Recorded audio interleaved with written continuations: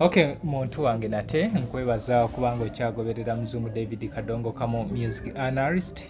Olunaku olwaleero nfunye omukisa ababadde mu kisaawe kya Kadongo Kamo ono nga mumugoberedde okumala akabanga. Omwami ono ndowooza mutegeera bulungi, ajja tweyanjulira amannya ge awo mu maaso tusobole omutegeera obulungi, naye nkugamba nti followinga ku Facebook, ku TikTok, ku YouTube ate ko subscribing. Nkoze n'owa kamera Muzungu Edina Ruth yali ku kamera. So nsaba omugenyi wange obuuzeeko ku abatulaba. Balamusizza nnyo mwenna abatulaba. Amannya n'eddoboozi bamuta Hakimu Kibirige yeddira engeye. Omugeye Hakimu Kibirige. No n'abageye nno balabika bangi mu kisaawe kino. Era abageye bangi. Abageye bangi mu kisaawe kya Katemba n'ekya music. Wempulira erinnya Kibirige, omuntu asooka okunzigira ye Eliasafu Kibirige. Oba wali omutegeera? Nali mutegeera omuzinyi w'amaganda. Yes. Nali mutegeera bulungi Makuge gitasinga mukulu wa senior Manairuni Nakitto.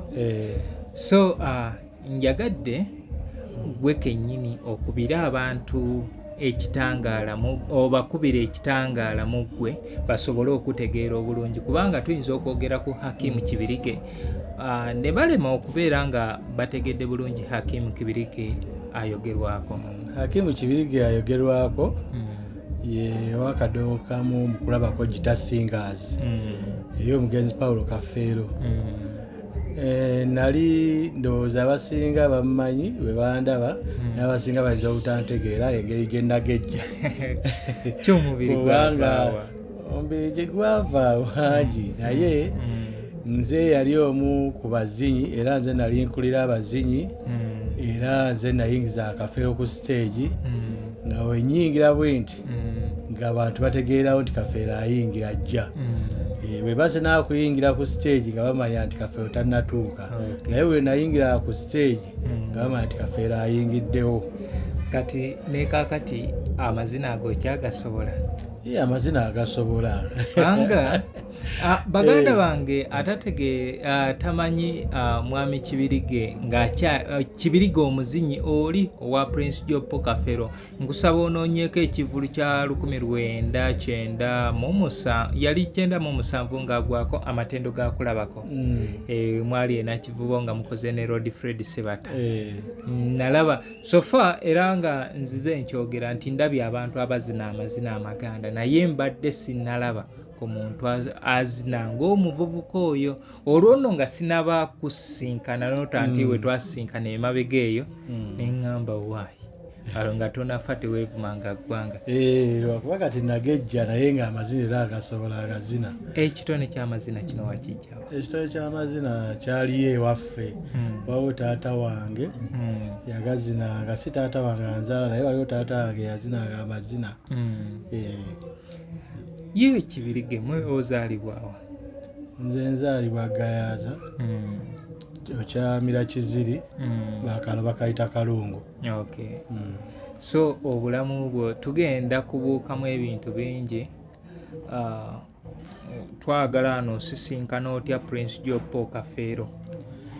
Kati osisinkana Paulo Kafeero bagwali mwaka ki kuba nali nkyali muto. Kati nasooka w'Abasudde Kasozi gye nasookera nabasanga ku Pride Theatre, naye nga ebiseera ebyo nalina akajoininga Emitos Band ey'omugenzi Umaro Katumba. Nga mwe nali nenvaamu nenyingira nensaba omugenzi Kasozi nanzikiriza okuyingira mu gurupu yaabwe ng'erimu ne Amadi Basudde. Nezinawe nazinayo ebbanga ttono. Omugenzi Saala Birungi oba ali omumanyi? Yes. Kwe kugamba Kafeero banaye oli omwana azina amazina. Mwana muto naye azina amazina, katumutwale muki tumugyeyo tumuteeke eno. Kwega nenvaayo eri nenzira mu kulabako. Mu kulabako nentandika okulya amazina nendeeta abazinyi abanga Grace Mukanga. Nze namuleeta nendeeta n'abazinyi abasinga abazinyi nze nabaleeta. Grace Mukanga oba omumanyi? Manyi Choice. Yoyo Choice si ye Bloodina yoyo Bloodina yali muka Kafeero naye yali omu ku bakazi ba Kafeero. Okay. Mulina bingi bye mwesirikidde naye mukyala Choice Mukanga nno mukwano gwange era muganda wange oyo nnyo ne wano ndinawo olutambi lwe tunyumya jajja mpaako ku nnyimba ze nenziraba Prince ze yamuwandiikira obwatyo. So Choice naye okuyingira kulaba ko yayingira ng'omuzinyi. Yayingira ng'omuzinyi n'atandika okuyimba naye nga mu Emitos Band naye mwe yali mwe yatandikira nga amayiminga nga muzanyi nnyo yali w'amaanyi nnyo mu Emitos Band. Kati sooka onyumize ku wali kyemanyi nti Livingstone Kasozi ne Hamani Ssemakula basudde bambi gino gy'emyezi gyabwe era we tutuuka mu gw'omukaaga gubeera mwezi gwa Kafeero ne Kasozi ate mu gw'okutaano gubeera gwa Kafeero ne Kasozi ogw'omukaaga gwabasudde bonna we batye bakola ki bwe batugenda embeera ki gye wasanga mu kubanga yali Kabulada Professional Singers we wabasinkanira byali bitambula bitya? Kabulada ekyomukisa ekirungi ekiriwo nti nina omukisa gw'omukisa ngulina nali mu Kabulada nga basudde anjagala nnyo ne mwanyinaze Nakitto nga banjagala nnyo kwa Nakitto yaŋŋambanga mwanyinaze kibirige nga ne basudde ampita muko kale basudde yanjagala nnyo ne Nakitto nanjagala nnyo n'omugenzi Mbalire bawo n'omwami Busuulwa nga bonna banjagala n'Embalire era nga kulaba wali muko kubanga yali ayagala Nakayiza sikwagala Nakayiza yali omukyala. Kale ne tuba nga banjagala bonna nga banjagala. Kati basudde yafiira awo ebiseera ebyo nendooka ate ntanga okuddawa ewa Prince. Kati ogenda tunyumizaako ku mbeera abakulu bagenda okutuuka okubeera nga bafuuka kabona ngo mu Kabulada embeera eyo wali ogiraba? Kufuuka kabona Livingstone Kasozi ne Hamani basudde embeera eyo nze nali muto naye kyenzijukiramu okwawukana kugamba okwawukana kwabwe baamala kuva bweru ebweru eyo yewasinga ndowooza oba okuva embeera sijja kyogerako nnyo kuba sikimanyiiko nnyo nali biseera ebyo muto manyi nze natandika ebyo nga ndi muto kubanga kyenategeerako nti already okugenda okuva kuno basimbule okugenda enkolagana yali etandiise okugira okubeera ng'efa kubanga nti Livingstone Kasozi okutegeera nti oli yakoze ekibiina yali amutwalidde oba ojjukira omwami eyali nanyini Black Powers omugava endugwa yaleeta ddiirwa eyo nange nazanyako mu Black Powers nga ndi muto baali bamuta Komaggwa waliwo omuzanyo gwe bazanya awo ngwerabidde baali baguyita batya nga nzanyamu nga Komaggwa nga ndi mwana. Komaggwa yali akola ki mu muzannyo ogwo? Yali mwana muto nga wawaka. So omugava endugwa watuusa ddiiro yagituusiza ku Livingstone Kasozi kati Livingstone Kasozi agenda ategeezeeko munywanyi we yabasanga bakola rehearsals kwe kubabuuza nti mugenda kukolera wanga mukola rehearsals kyesa ategeddeko nti ffe twakoze ekibiina kyaffe naye kwe kugamba nti wooba ogenda nange enkola ki ŋŋenda bino bye mulowooza nti nze abayisa obubi muko omukulu yakola ki Cecilia Nnaku era we batyo we bagenda ne batandika Kabulada netandikibwawo netambula kati we batuuka eyo ebweru gye bafuniye enzikiriziganya nti buli omu akole ekibiina kye. Livingstone Kasozi kwe kuddayo n'akola Kampala Music Stars yakola lukwata advanced kati era ne bafuna obutakkaanya over erinnya lya kati awo Kasozi we bayawukanira ne gundi kyenzijukira nze nali nogera ne Kasozi naye nagenda ne basudde kyekyaleeta ekyo ekyaleeta ekyo kale nalaba mu kutandika nalabaga olwo yali w'amaanyi okibulya okusingako kwoli kati naye nali muto naye ate nga n'ekirala mbalire nga mwagala nga nnyo mukoddobi wange kama amumuza emirembe naye nga mbalire nali mwagala nnyo busuulwa kale ng'ate walinayo emikwano egyasigala mu kabula gyali mingi okusingako egyo egyagenda ewakasozi ate nga nemwanyi naze nakayiza naye nga njagala nnyo ne Nakitto. So yembeera kati bwotyo bwotuuka okubeera ng'osala odde ewa Prince ani akusikiriza okugenda ewa Prince?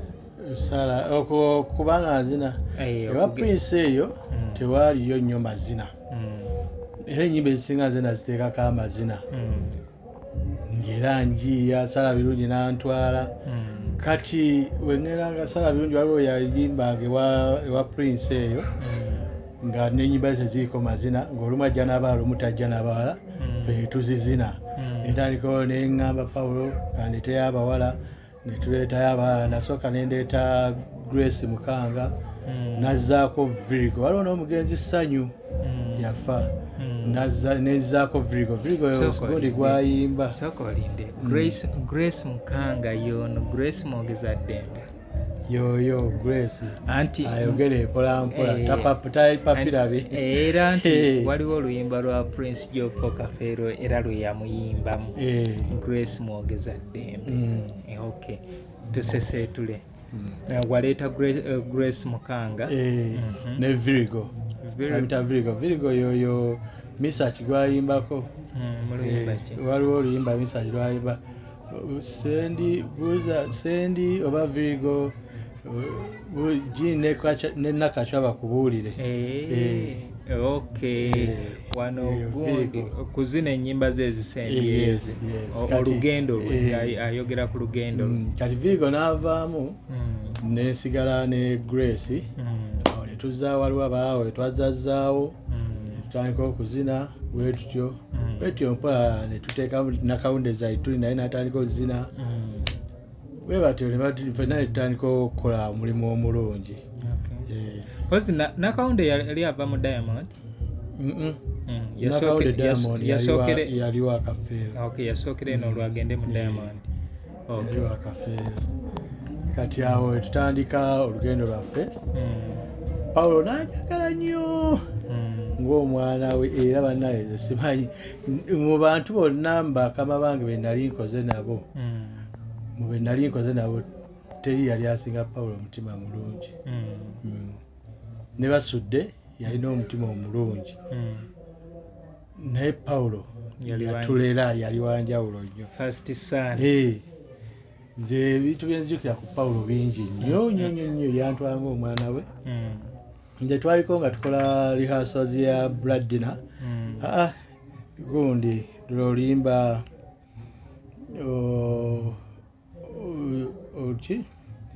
olimu Kabaka Prince Ronnie olimu kyali kyama kyange ekya Kabaka kye baayogera otegedde ennyimba za mukama wange nzegalidde waliwo oluyimba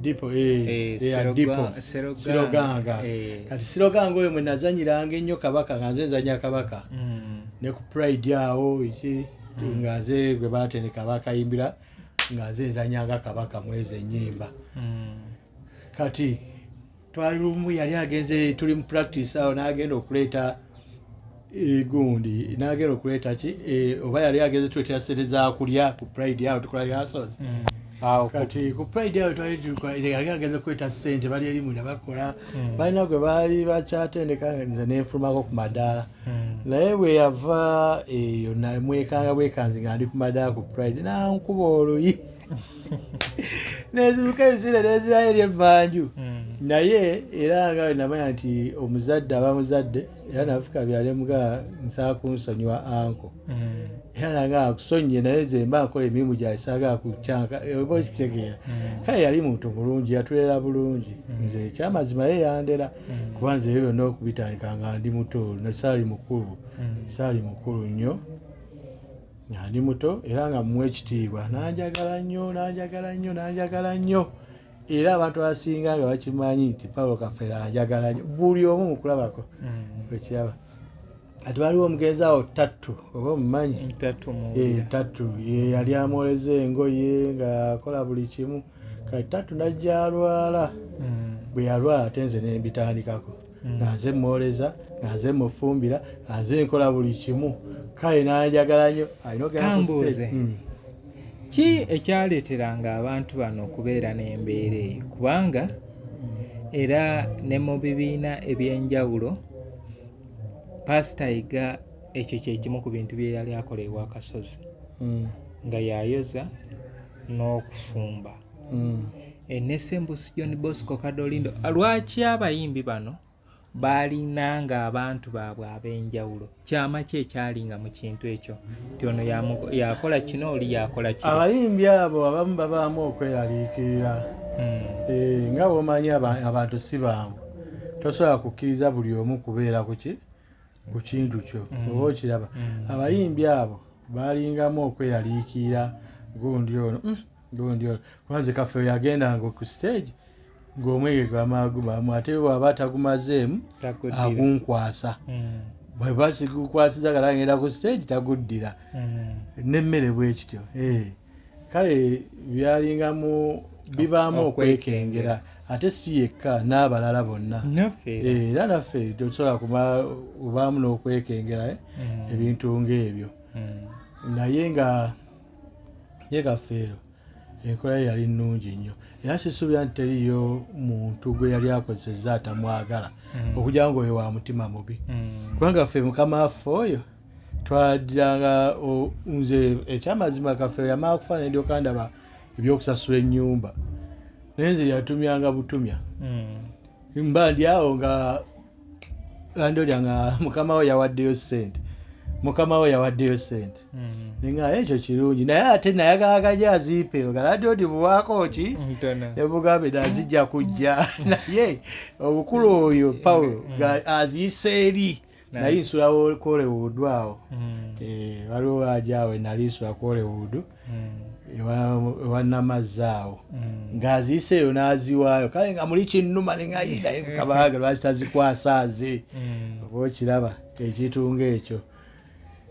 So baganda bange tukyali ne mwami Kibirige Hakim eyali omuzinyi wa Prince Joe Kafeero ye yali lead dancer mu kulabako Guitar Singers bwe walabanga ono aze ku stage ng'otegeera nti omukulu ali mu kkubo naye wuuyo ajja yono Kibirige Hakim kati atugambye okuzina akyakusobola naye olw'embeera y'ensi oba oliawo ayinza okuba nga takyabiteekako nnyo mwoyo nti obulamu tutuuka ne twezuula n'otegeera nti ekyo kikoze ekyo naye nga nanyumiza Kafeero n'ennaku ebbiri zikya kubanga sitole empanvu kuva eyo neranda niyo yafiira wonna byonna sitole gye nnina naye mpanvu n'omukwano gwe nnina naye mungi kubanga nga tuzeeko emabega nze Kafeero yagendanga e London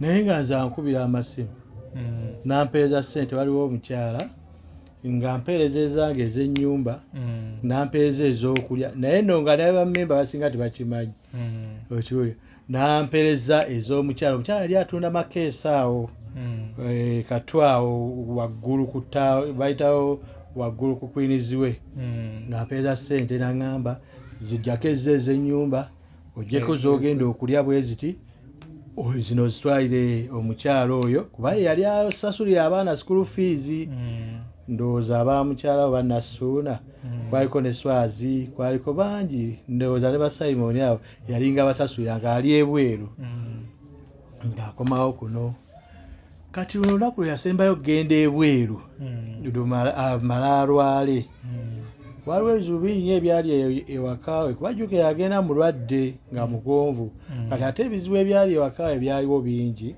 ndowooza abasinga baabiwulira ebyo tetujja bigendamu nnyo naye bwe yali akomawo yankubira n'aŋŋamba ku kisaawe ojja